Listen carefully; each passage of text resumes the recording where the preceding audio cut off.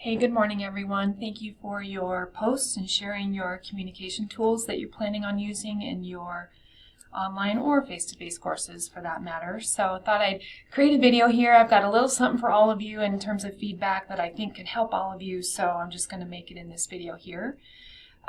So Krista talked about how when she leaves feedback within coursework, and so I think what she's saying, and tell me if I'm wrong, that if you're in like an individual question within an assignment, like an online test, for example, and you leave a comment, it's considered a private comment, and that's what's not triggering an email to the student. But then if you go out to the main part of the assignment where it says add feedback here, adding feedback there will generate an email to the student.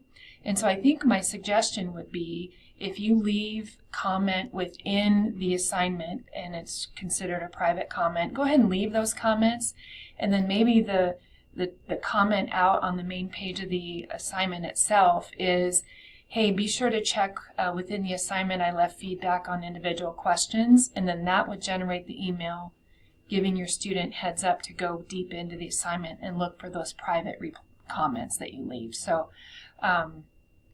I hope that answers your question. If not, just let me know.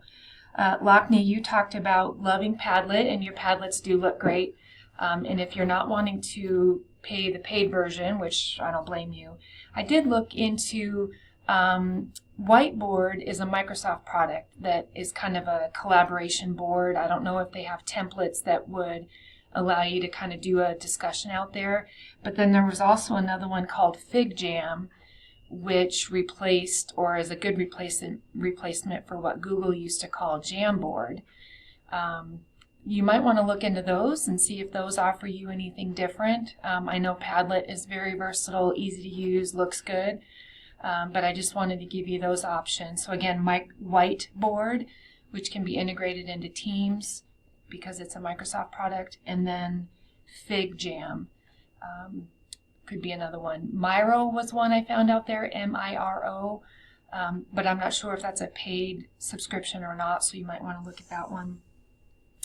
And then Johnny, I wanted to just talk to you or address your Fourth Amendment rights concern about, having cameras and such in the classroom. And it spurred my memory because during COVID there was a case in Ohio, and I pulled it up here, that a student alleged that the university's requirement to conduct a webcam room scan constituted an unreasonable search under the Fourth Amendment. And then again, the Fourth Amendment, just for everybody's sake, Johnny knows the law way better than I do, and I offer, please tell me where I'm wrong here too, Johnny. This is just what I looked up on this case. So the Fourth Amendment protects us from unreasonable government searches and seizures, and we are a public college, and so we would be considered that a government search if it's protected under the government search. And so the federal district court in Ohio agreed that the ruling that the room scan violated the Fourth Amendment, and this is why.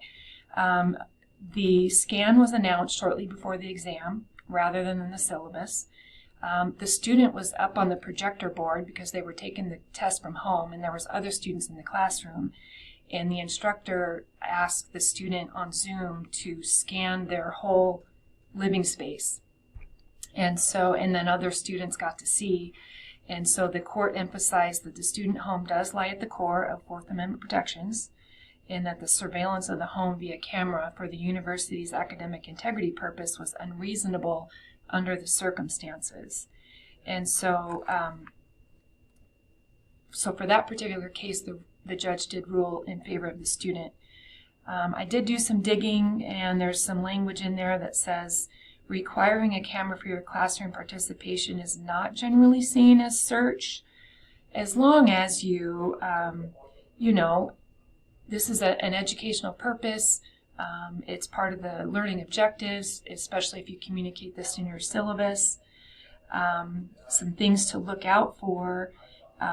Problems can emerge if you unnecessarily invade their privacy, such as forcing them to show private areas of their home when alternatives exist. And so I think products are doing a really good job giving us virtual backgrounds so that you can't see our homes, requiring cameras during assessments that involve sensitive information, and then failing to accommodate students with disabilities, limited internet bandwidth, or unsafe or unstable home environments, and in those cases, offering alternatives.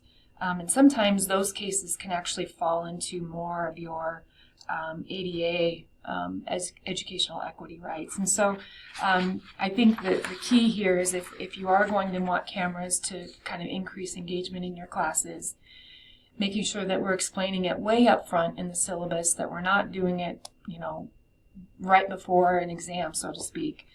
But talking about the educational purposes, providing reasonable alternatives, and so whether that we make things voluntary or maybe asking for just an audio file, things like that, avoid penalizing students without cause. And so if that's how you're documenting participation, maybe find alternative ways to do that.